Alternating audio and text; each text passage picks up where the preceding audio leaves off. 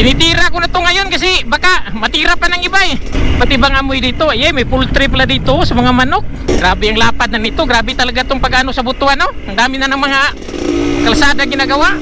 Name of project, NRJ BCIR GCT Logistical Highway Kabkabon Section. Ito palang dugtong ng ano, ng Logistical Highway.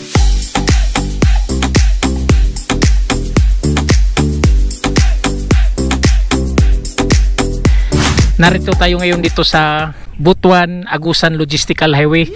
So last year, nakunan ko na to ng video. Mula doon, nakaharap tayo sa Barangay Tagibo. At saka itong likod natin is papuntang Magallanes. Ito, di ba, naano na natin to last year. Yeah. Hanggang sa dulo na nasagad ko yan. So ngayon, bumalik ako dito sa sitio Banati sa Barangay Kabkabon kasi may ano dyan, may junction, isang junction na tinatambakan pa yun last year. Pupuntahan natin ngayon kasi di ko alam kung saan ang tagon kasi tinatambakan pa dati, ayaw kong papasukin ng ano doon, mga workers. Oh no! By the way, ito pa rin yung 2-stroke ang gamit ko ngayon. Wow! Si paborito ko talaga to sa off-road. Pang ano talaga to, pang malakasan ko.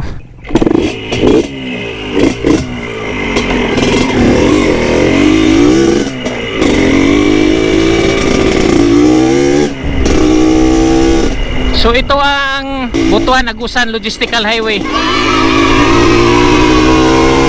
So curious lang ako last year, no, kasi may junction dyan na tinatambakan eh. Ngayon babalikan natin kung hanggang saan na yan.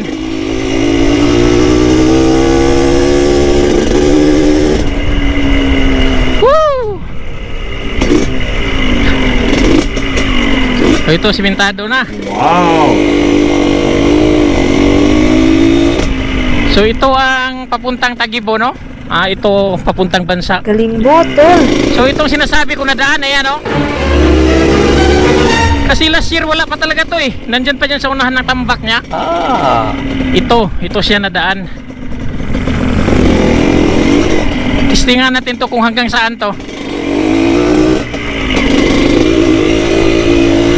Ito may pangalan na pala, oh. So ito mga katrip, oh.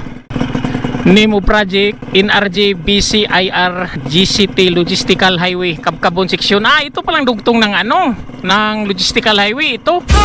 Sigurado tagos to ng Baan Tres. Kung hindi ito sa hospital tatagos, doon to sa Sport Complex. Diba? So diretso tayo, no? Tingnan nyo ang lapad na, oh. Wow!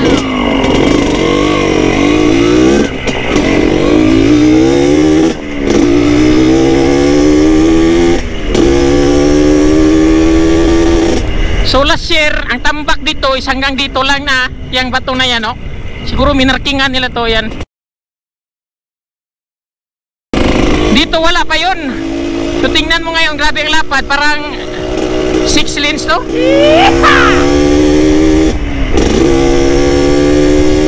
Tapos doon ng Barangay Tiniwisan at saka kilometer 3 Baan.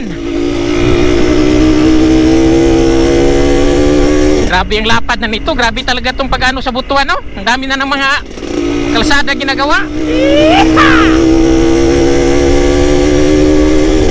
Woo! Tinitira ko na to ngayon kasi baka matira pa ng iba eh.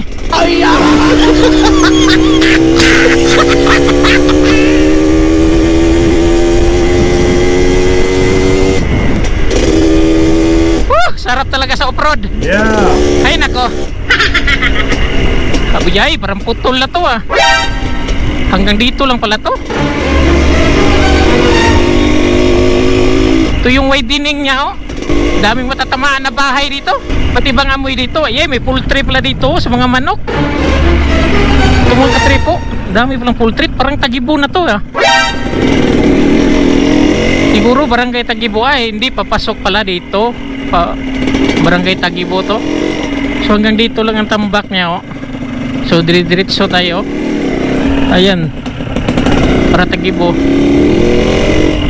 Ayun, may marking. Tiniwisan pa pala to.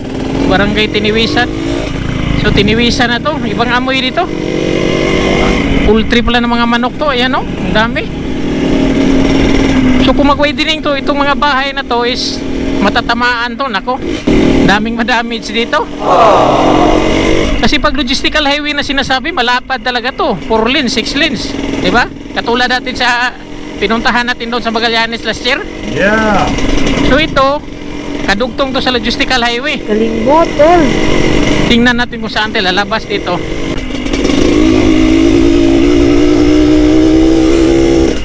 Ay, ito parang may tambak na naman dito. Baka itong dugtong. Tingnan natin. Ay, ito nga kadugtong eh. Wow. Ito, ang taas. So ito mga katrip, ang dugtong niya. Galing mo, tol.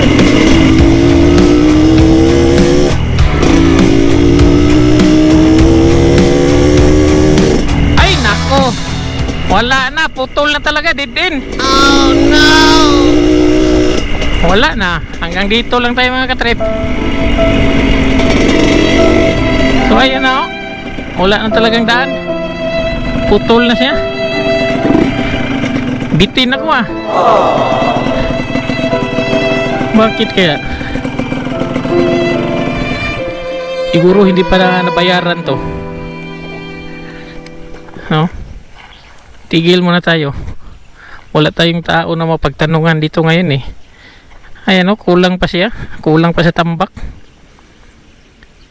So doon tayo nagsimula sa barangay Cabcabo, no, sa Sitio Banati. Pagpasok natin doon sa may poultry ng mga manok is nabasa ko is Tiniwisan. But yung mga manok na papunta doon is barangay Tagibo, yun sigurado ako. So dito pala magsimula yung logistical highway, di ba? Tatagos to ng ano, ayan na palang ano, building sa Police Sports Complex. Tumatagos pala to doon.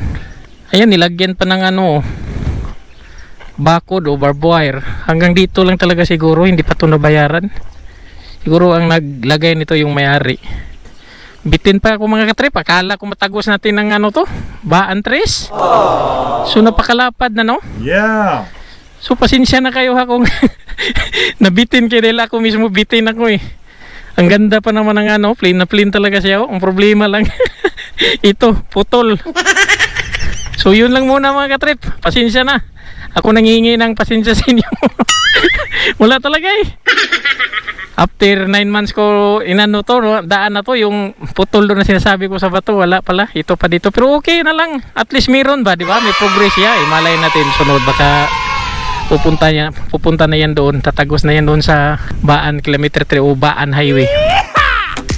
Pasensya na kayo ha, inuulit ko, pasensya na talaga. See you in my next trip.